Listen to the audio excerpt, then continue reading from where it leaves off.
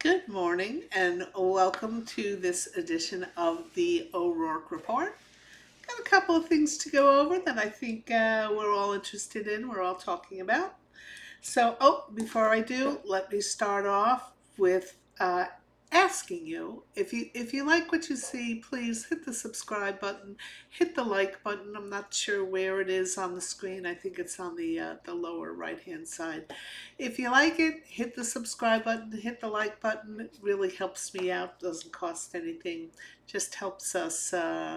Determine who likes what and helps me know what needs to be changed or not changed. Okay, enough of that. Let's go on to the good stuff.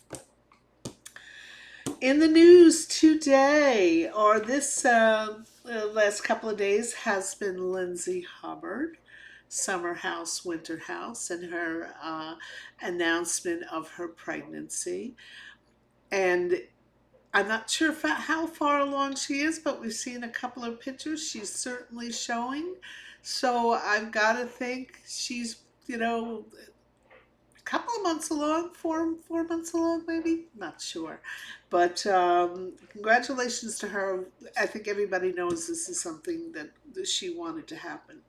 But Lindsay Hubbard being Lindsay Hubbard, there are questions because she is somebody who the number one value for her in life is to have her be able to monetize herself, which is an admirable goal, absolutely. Um, but I think sometimes authenticity pays the price for that ambition. Just saying, that's my 2 cents. So anyway, I believe that this week, we heard about the pregnancy because she was in wherever it is that they tape the Traitors. I don't know if it is Scotland, if they are actually in a Scottish castle, but she was there taping the Traitors. Her pregnancy, came to the attention of her castmates because we've seen her. She absolutely is showing. And allegedly, our girl Dorinda Medley dropped the dime to the producers that she is pregnant. And the reason that's a concern, if you've watched The Traitors, there's very physical activities. Last season they had a bunch of challenge vets, and you can't get more physical than the things that we've seen on the 20 odd seasons of the challenge. One of my favorite shows. I've always watched it. And so really, yeah, she had no business trying to participate in these things. And it's unfortunate that Dorinda had to drop the dime on her, but the dime needed to be dropped. The producers needed to be aware of what that she was pregnant. So she was asked to leave the Traitors. Of course, this annoyed Lindsay to no end because it robbed her of her most precious thing, and that's screen time. So she decided to make it big and splashy as much as she could. She came out absolutely the next day, giving her story to whoever it is she gives her story to. I think it's in Us Magazine, her preferred vendor of choice. So she goes public with it, and I don't think she gives any details about the guy who's, as she refers to him as her boyfriend. Well, I think Lindsay's definition of boyfriend and other people's definition of boyfriend may differ. I think Lindsay is very open about the fact that she enjoys multiple partners, and with no real basis of the relationship other than sexual attraction, I guess. I'm not sure, but she referred to him as her boyfriend. So a week or so passes, and next thing we know, she has, and this is the most recently, she has announced, or she leaks the story to her sources, and not only does the guy get named, but there's a photo, his job, everything, and we don't know the extent of the relationship. Again, how committed it is. similar to what she went through with the guy from Winter House, Jason, the one who went on to date Giselle from Potomac. We don't know the extent of the relationship, but if this guy is now splashed all over the internet, the Bravo celebrity sites, the bloggers, everybody, and uh, as far as I know, he's not made any announcement of how joyous he is about his impending fatherhood. So I can't help but think, since this guy looks great on paper, by that I mean he's got a great job, good looking, the whole thing, all the things that Lindsay claimed Carl wasn't. Um, I hope he was okay with the way she leaked that story, because he's now splashed all over the place. So it's going to be interesting to watch. Again, Lindsay will, this has always been my opinion of her, she will climb over anyone and anything in pursuit of her goal. And so it's going to be interesting to see what happens with that. Do you have something other? I had another Lindsay thing. Oh, yeah. Now, this is kind of a pro Lindsay here, so I don't want you to think I bash on her all the time. But, Lindsay was down for the count at the end of last season, no doubt about it, especially by the time the reunion rolled around. And I don't know if this is true, and this may be why we haven't heard how far along she is. Again, speculation on my part. But she supposedly was pregnant at the reunion, which was taped in May. So she went in May, June, July. I think she's 4 months, so that's April, May, June, July. Yeah, she was pregnant at the reunion. So if she's as far as long as I think she's as she is long. So anyway, she was down for the count at that reunion.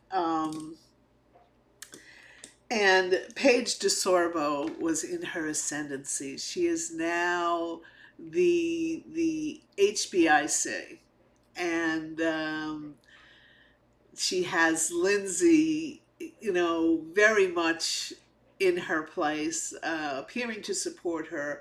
But then again, Lindsay is not able to do what Lindsay wants to do. Blah blah blah blah. So I gotta hand it to Lindsay. She snatched back the crown from Summer House, little Regina George there, and once again, I've got to give her, as Ramona would say, kudos, because I can't wait to see this new season of Summer House. Lindsay will not be drinking. I can't imagine that she would be.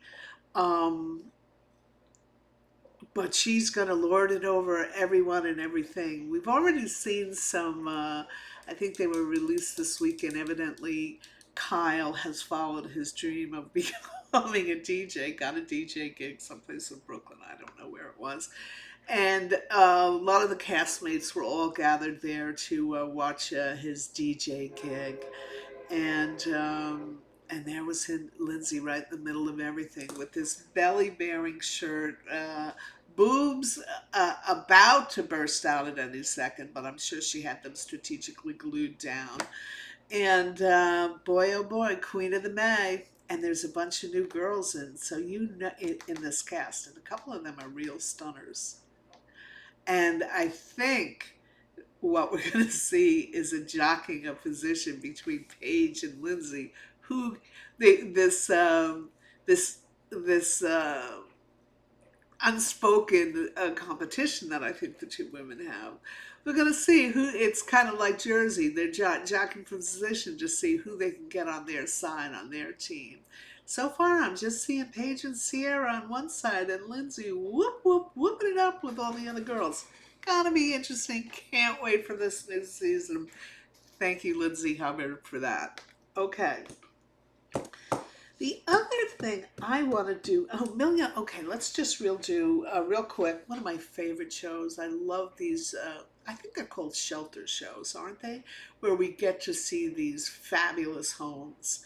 Did I mention last week that I binged Ryan Serhant's new one on Netflix? I think it's called Selling Manhattan. Let me tell you, it's great. I mean, I think it was only 6 episodes, but it was great. There was some drama in there, but it didn't seem forced drama, and and you really kind of saw his real struggle in trying to. He started his own firm. He's number 6 in Manhattan, which is no small feat. And he's got a whole cast of characters. I mean, there's a villain. There's 2 villains right off the bat that are almost from central casting. But I don't think they're playing to the camera. I think they were being their real selves. Great. If you like those shows, if you like the million dollar listings and selling the OC, watch Selling Manhattan on Netflix. Of all of them, it's probably one of the best I've seen. And you know Ryan, so you know what to expect, but great, great show. Okay, let's go on to Million Dollar Listing LA. Um, One of the originals with the 2 Joshes and Tracy Tudor. That premiered last week. Again, it was great. Again, Josh Flagg. Not Josh Flagg. Let's go with Josh Altman first. Josh Altman, I couldn't stand him in the beginning, and I think we all kind of rooted for Madison. Remember Madison? We all rooted for him, and we thought Heather mistreated him and misled him. Well, who knows what really happened? Long story short, Josh and Heather got together. They're married. They have 2 children. And Josh Altman has really grown on me. He's really grown on me. Maturity, everything. I love him and Heather together. They've had their 2 children. I don't think they're planning to have any more. You know, they haven't confided in me, but um, I think they're very happy with their kids. And Heather's getting back into the work swing. And she and Josh are partnering more, and she and her husband are partnering more and more on deals. And it's really fun to watch. Josh Flagg, I've said this before about him. He's got some sort of chip on his shoulder. Don't know what the chip is about. And frankly, I don't care. Because I don't think I think, I've said this before, I think that he doesn't feel he's got a responsibility to have any sort of sociability because he's so rich. He can act this indifferent, rude fool as much as he wants, and no one can really say anything to him because he thinks he's bulletproof by being as rich as he is. Okay, keep up the good work. He's just not very likable. I used to say that about Josh Altman, so who knows, it could change. But to me, the story of Million Dollar Listing, and this occurred to me really last year when I first noticed it, and it's just gotten worse and worse, especially now that she's so obviously on the Zempi, is Tracy Tudor. I don't know who her stylist is or if she has a stylist. First of all, if she doesn't have a stylist, she needs to get a stylist. And if she does have a stylist, she needs to fire that person toot sweet because she has got the absolute worst taste in clothes. And like all the women that I'm trying to go through all the casts and see who are on these shelter shows, the selling the OCs, selling Sunset, Million Dollar Listing. Now we've got the Selling Manhattan. They wear these ridiculous heels. They wear these ridiculous heels, and this episode of Million Dollar Listing had the first time I have seen one of them fall in the heels. And of course, God love the producers. They were right, the cameramen, they were right there with it. They featured it over and over again. And I was like, oh my God, it's about time somebody caught reality with these stupid shoes. I mean, they have to go up and down stairs, and and their skirts are too, it's just a mess, just a mess. I understand you gotta look good. So Tracy, if you gotta look good, get a stylist or get a new stylist and rethink the shoes. All the ladies on these shows need to rethink the shoes. If I was like a well, first of all, they're not trying to appeal to me. They're probably trying to appeal to my husband or whoever they perceive has the money. But if I was a woman being showed around by one of these teetering women in their ridiculous clothes, I think I'd be really annoyed and I'd ask for another realtor. That's just me. I'm sure. Who knows? Again, I don't think they're trying to appeal to women. I think they're trying to appeal to men. So anyway, that's $1 million listing. Kind of on the, I'm going to put this into where I think, let me look at this. Yeah, we got time. Okay, let me take a quick little look over here. Okay, I'm going to end it on these two short things.